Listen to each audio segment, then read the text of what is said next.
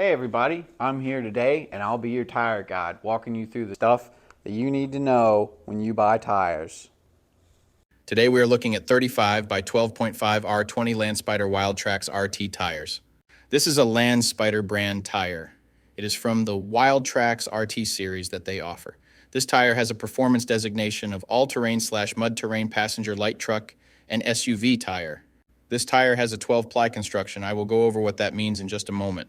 Some of the manufacturer-listed features of this tire include open-type tread pattern design provides a quiet and smooth ride on the highway. Alternating grooves and biting edges offer drivers added traction. Strong shoulder design provides additional off-road grip and protects the sidewall from protruding objects. High void ratio between the tread blocks efficiently clears mud and dirt from the tread, providing excellent traction in extreme terrain. Angled lateral voids engineered to channel away stones and provide forward stability in dry conditions. Built-in ridge grappler with alternating grooves and biting edges for added traction. So to start, we will look at the tire size. This is one of the most important parts, if not the most important part of your tire shopping journey, because if you order the wrong size, they more than likely won't work on your vehicle. This tire size should be showing on the screen right now. So let's work from left to right and break down what these three numbers mean. When you're making your tire purchase, there's some numbers you need to keep in mind. Let me go over those right now. The first number represents the diameter of the tire. The diameter of 35 in this sequence refers to the tire's overall diameter in inches.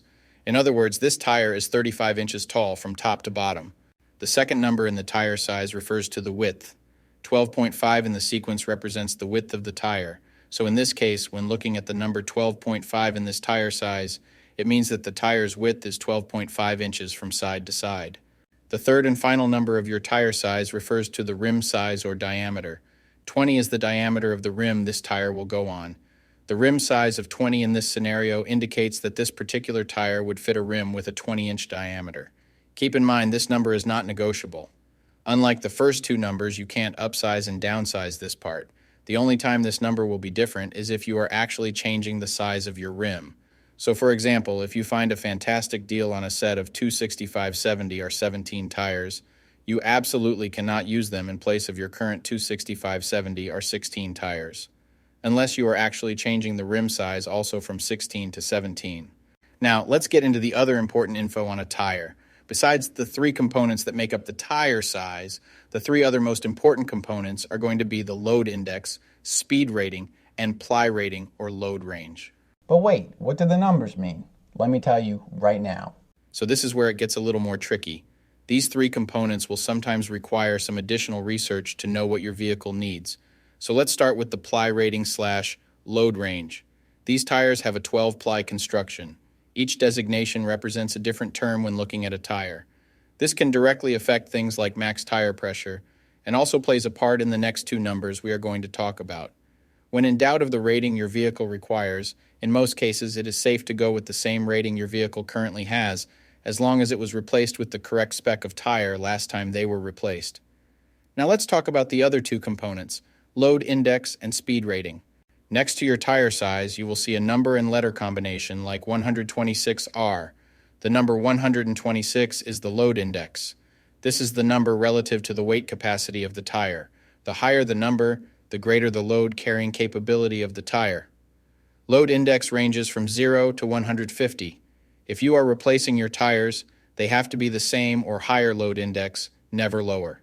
For example, if your current load index is 126, a tire of the same size with a load index of 129 would work for you, but not a tire of the same size with a load index of 123. If you replace your tires and the new ones have a lower load index, the tire has a higher likelihood of bubbling and eventually blowing out, so make sure you pay attention to this when buying your set.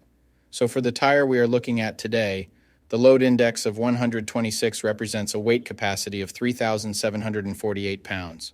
For my metric system using friends, that would be a capacity of 1,700 kilograms. Located next to the load index we just talked about, there is a letter. The letter R is the speed rating for this tire. This is the maximum speed sustainable for the tire. Each letter has a corresponding speed rating approved by the Department of Transportation and the tire manufacturer. Alphabetically, the speed rating increases as the letters advance from A to Z, except for the letter H, which we'll explain in a minute. The most common speed ratings range from L, 75 miles per hour, to W, 168 miles per hour. High-performance racing tires speed rated 168 miles per hour or higher are marked ZR. Originally, tire speeds were just S, H, or V, S being the slowest, H being the middle, and V being the fastest. Over the years, as tire speeds have evolved, for whatever reason, H has always remained the same, 130 miles per hour. When Z-speed rated tires were first introduced, they were thought to reflect the highest tire speed rating that would ever be required, in excess of 240 kilometers per hour or 149 miles per hour. While Z-speed rated tires are capable of speeds in excess of 149 miles per hour, how far above 149 miles per hour was not identified. That ultimately caused the automotive industry to add W and Y speed ratings to identify the tires that meet the needs of vehicles that have extremely high top speed capabilities. So the speed rating of R in the case of this tire means that this tire is rated for speeds of 106 miles per hour or 170 kilometers per hour. While speed rating is important in some unique cases, you shouldn't spend a ton of time focusing and comparing tires based solely off of this. While you do want to make sure the tire matches your vehicle manufacturer's specified speed rating, in almost all cases, the speed rating of a tire should always be above 85 miles per hour, which is technically the fastest posted speed limit anywhere in the United States.